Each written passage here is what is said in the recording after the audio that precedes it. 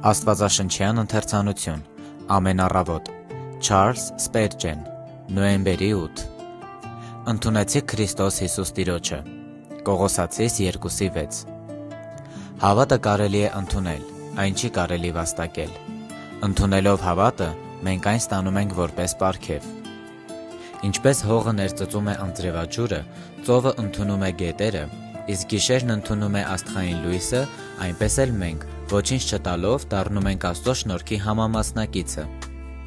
Հավատացյալներն իրենց էությամբ աղբյուրներ կամ հոսանքներ չեն, այլ անոթներ, որոնց մեջ լցվում է Աստծո փրկության կենդանի ջուրը։ Ընդունման գաղափարը գիտակցված գործողություն է, որը իրականություն է դառնում։ Դատեք ինքներդ, հնարավոր չէ ընդունել ստվերը, մենք ընդունում ենք այն նյութականը, իրականը, ինչից այդ ստվերն առաջացել է։ Նույն կերպ էլ մեր հավատի պարագայում է, Քրիստոսը մեզ համար իրականություն է դառնում։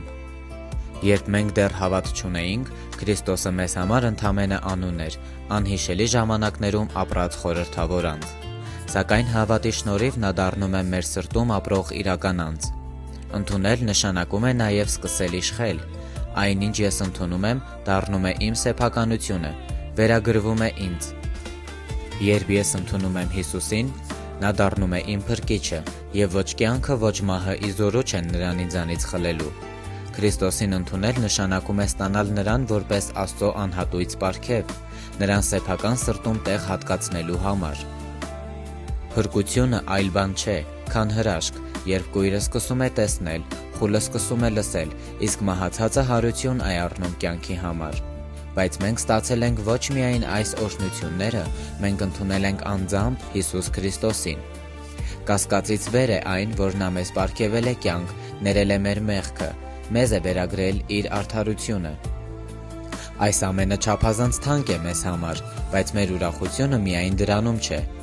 Այն կայանում է նաև նրանում, որ մենք ընդունել ենք անձամբ Հիսուսին։